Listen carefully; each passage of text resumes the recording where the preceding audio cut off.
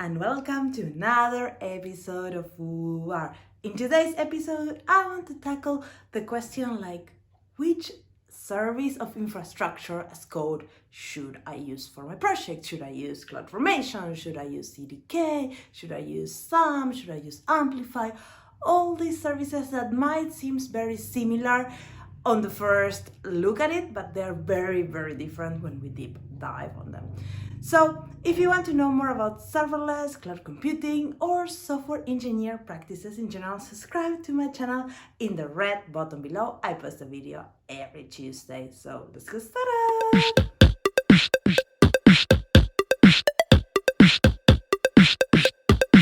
Which infrastructure as code service or framework is something I get asked a lot. Which one is better? Which one should I choose? Should I go all in CloudFormation? Should I do Amplify? Should I use SAM or CDK or what? And I think they're all great and they have very different use cases. So in this video, I want to cover what are the different use cases for each of these infrastructure as service frameworks or services, and then tell you which, in my opinion, are good use cases for them. So let's go to the slides and start talking about CloudFormation, that is the base of everything. Then from there, we will move to SAM, CDK, and Amplify, and then to when there are good use cases. Let's start with the mother of all infrastructure as code, that is AWS CloudFormation. CloudFormation is two things. First, it's a service inside AWS that allows you to do resource provisioning in different AWS services. After you provision all those resources, the service will let you manage the stack of resources that you can later update or delete. Also, CloudFormation is a scripting language to define infrastructure as code at AWS. You can define your infrastructure as JSON or at YAML, and when using infrastructure as code, you need to define each of the resources individually, all the roles and all the permissions and all the resources. So now let's go and check how CloudFormation works. The first thing you need to do is to write your template. So you have to write your template, as I said, in JSON or in YAML. Then after you have your template, you need to upload it to the cloud in an S3 bucket. You can use the AWS CLI or you can go directly to the bucket and upload the file. After you have the template in the bucket, then you use the CloudFormation service to deploy and provision those resources that are in that template into CloudFormation, and CloudFormation will create a stack of resources. Here in the screen, we can see an example of how CloudFormation looks. We have been using CloudFormation pieces of the template in many of my serverless videos because SAM and serverless framework can be extended using CloudFormation. So in this example, we can see the definition of a DynamoDB table, and it's something that we are quite familiar with. So one of my favorite things of CloudFormation is the capability of adding custom resources. What are custom resources? Is extending CloudFormation to define things that are not part of the AWS stack or anything. You create a resource and then that resource will be able to be part of a CloudFormation stack and be managed all together with your AWS resources. This is how a custom resource look. CloudFormation custom resources are just a bit of logic that run during the provisioning phase of your CloudFormation template. They allow you to do any kind of things, extending the CloudFormation. And if you want to have a video on custom resources, let me know in the comment box below. It's something I never covered, but I'm happy to talk about if you are interested in. So CloudFormation is the mother of everything, and if you are doing anything on the cloud or in AWS, you need to use CloudFormation whenever it's possible. Using it will help you to reduce a lot of bugs and risks of any kind of misunderstanding or misconfiguration. And also by using infrastructure as code in general, you're able to replicate the infrastructure into different accounts and environments. And then you can use the same tools to deploy and to maintain your code and your infrastructure. So sometimes we cannot use CloudFormation for everything because, as I said, CloudFormation can be a little bit hard and difficult to maintain. So on top of CloudFormation, there are three other and many more, but AWS native frameworks. There is AWS SAM that we talk a lot in this channel, CDK and Amplify. I never talk about CDK in this channel, but I have mentioned Amplify in multiple places as well. All these 3 different frameworks will synthesize CloudFormation, so they are fully compatible with CloudFormation, so you don't need to worry about that. Let's look at them in more detail. Let's start with AWS SAM that we have been using a lot. As you know, SAM is a framework for developing serverless applications. We have talked quite a lot about SAM in this channel, so I don't think we need a lot of explanation. But basically, SAM comes with a lot of shorthands to build serverless applications. So here is an example of a SAM function. IAM role, API gateway, and DynamoDB table. This is something we are very familiar with. It's 20 lines of code, and you can define something very useful for serverless applications that it will take you over 100 lines of code if you are doing it with serverless, with CloudFormation. Then we have AWS CDK. CDK is a totally different thing than SAM. CDK is a development framework for cloud applications where you use familiar programming languages like Java, TypeScript, Python, and .NET. CDK is generic for all cloud applications. When using CDK, you can use existing constructs that come defined with a lot of opinionated defaults that will help you with a few lines of code to define complex things like VPCs or containers. If you will do the same thing with plain CloudFormation, it can take hundreds of lines of code. As with SAM, CDK synthesized to CloudFormation, so it will create all the CloudFormation corresponding files when it's deployed to the cloud. So this is an example of a CDK template for a Fargate service using a load balancer in front of it.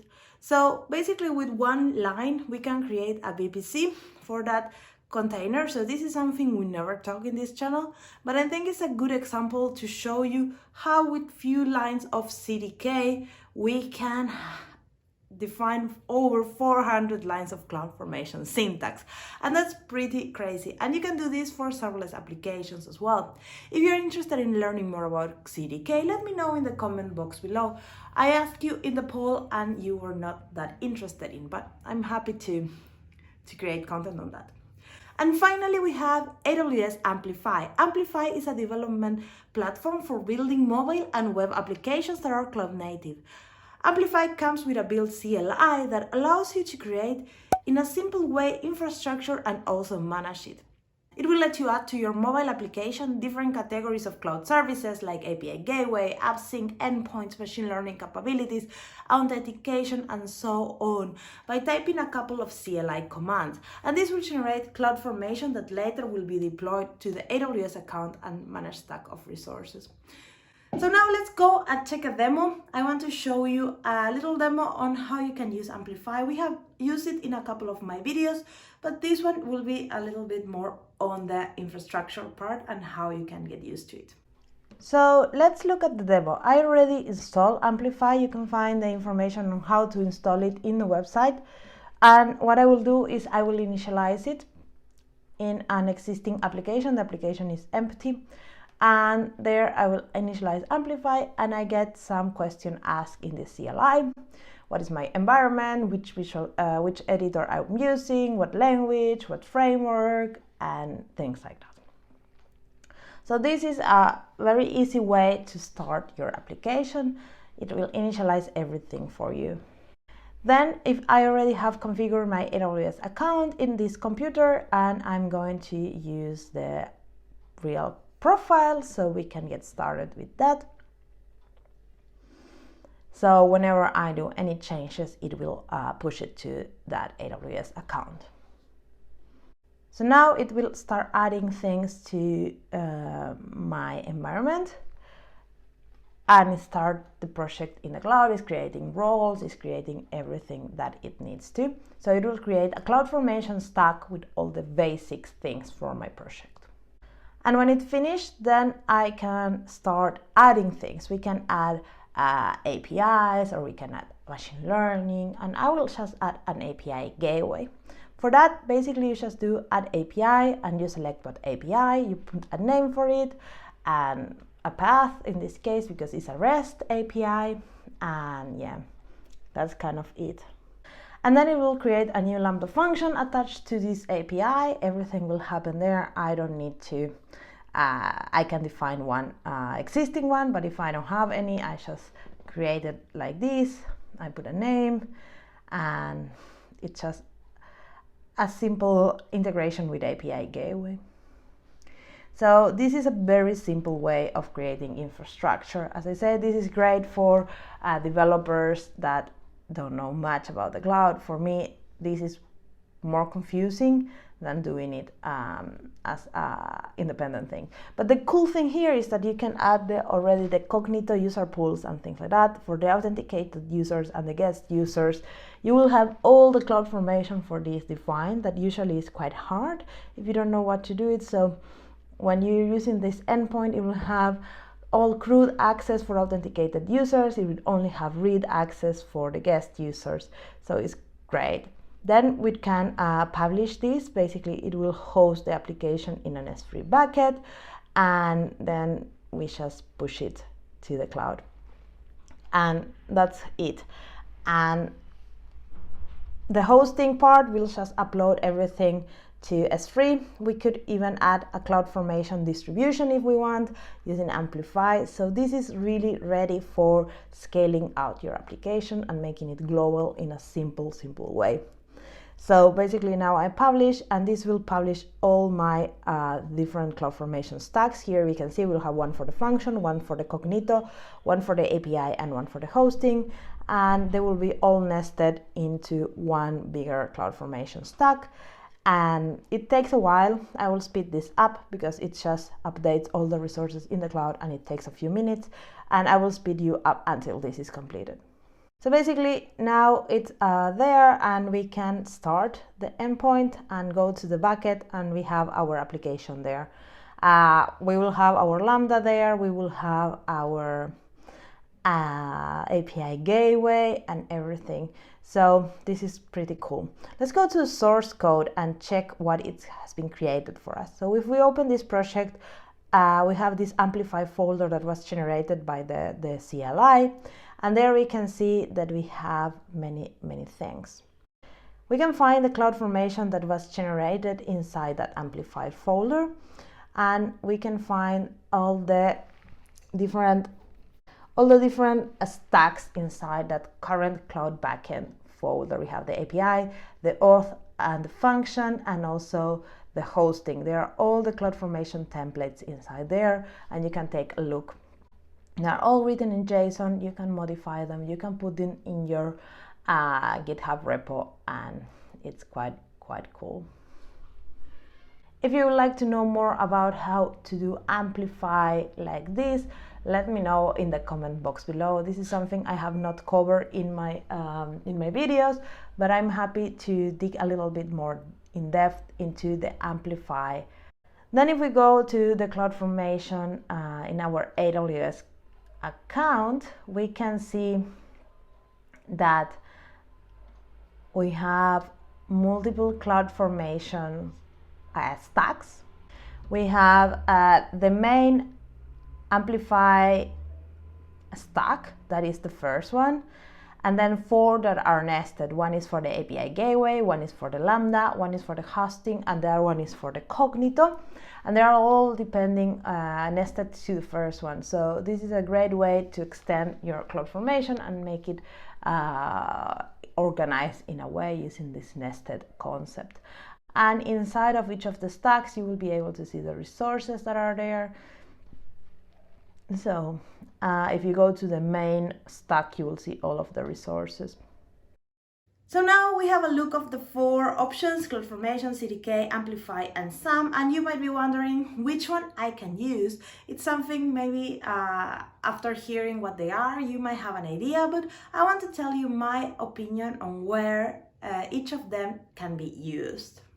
So basically, SAM is amazing for serverless applications. It comes with a lot of shorthands, and it will make your life easier for defining things that we do a lot on serverless applications, that are functions and API gateways. So this is a great tool for that. Also, you can extend your SAM template using CloudFormation, so you are free to do whatever you want. Amplify, in my opinion, is great for building full stack applications or prototypes or MVPs or applications that you want to move fast. It's great for client developers that don't have a lot of knowledge on the cloud and they want to move fast and they want to have a very scalable application. Amplify for me, it's a great tool, but I in general don't use it in the way that I create the backend at the same time I create the client. I like to separate that into two parts, and you can do that with Amplify. You can define your backend and then configure your frontend to use Amplify, as I have been doing in most of my videos. But this is a great tool for client developers if you want to get started in the cloud and if you want to build applications that are simple and they scale very well. And finally, we have a CDK that I would recommend it to use when you want to build, you want to give the power to your developers to build infrastructure, but you don't want them to teach them CloudFormation, or you have things that you do over and over again and you can define them as constructs that then you can reutilize without really writing 400 lines of CloudFormation. So it's a great way to go into building infrastructure without learning a lot of the cloud. But in my opinion, the problem with CDK is that if you're doing this as your main source of infrastructure, then at the end of the day, if you have some complexity, you will need to go to CloudFormation, and the jump from CDK to CloudFormation might be very big. So I think it's a great thing for small parts of your application when you want to give a lot of power to developers and they don't need to learn the CloudFormation, or when you have things that you can construct in smaller lines like functions inside CDK that represent a lot of complexity in CloudFormation. And then at the end of the day, CloudFormation is for everything. I think everything should synthesize to CloudFormation, or you should learn, if you're doing infrastructure as a day thing, you should learn the basics of CloudFormation. CloudFormation is not that hard if you understand how it's built and how the resources are working. The documentation is extremely good, so you can do quite a lot of things with a little bit of knowledge on CloudFormation, and you can always extend it more and more. If you want to know more about CloudFormation, if you want to become an expert, let me know in the comments box below. I could do an infrastructure as code deep dive on CloudFormation. Maybe I don't do it, but I can invite someone to do it. So please let me know if you're interested in that. The biggest problem, in my opinion, of CloudFormation is that it's hard to write. It's very verbose. You end up writing hundreds and hundreds of lines of code. And for simple serverless applications or simple services in general, it can be very hard. And also, if you are not an expert in infrastructure, you need to learn the whole thing. And I think it's always very scary and not very practical for the normal developer to use CloudFormation, and that's one of the biggest disadvantages. And there is where we get SAM, CDK, and Amplify shining. That was the video for today. I hope you like it. If you did, give a big thumbs up. And in the next episode, we will continue working a little bit on these infrastructure as code, CD, CI, because you are asking for more content on that in the poll I made last week. So keep an eye on those polls, because that's how you will choose the content for my channel. I have some ideas, but I want to prioritize the videos that might be interesting for you. So in the next week, you will be receiving more content on code pipeline, code build, code deploy, and all those services from the CI/CD department. So yeah, in the comments below, don't forget to let me know what you want to see in those videos. I'm working on them right now, so I'm happy to change something or add something at the end of that series, so go ahead and let me know.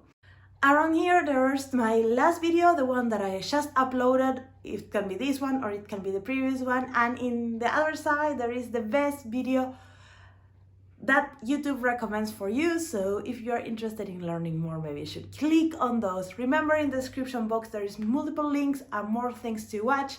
And next week on Tuesday, there will be another episode of FooBar. So I see you then. Bye bye.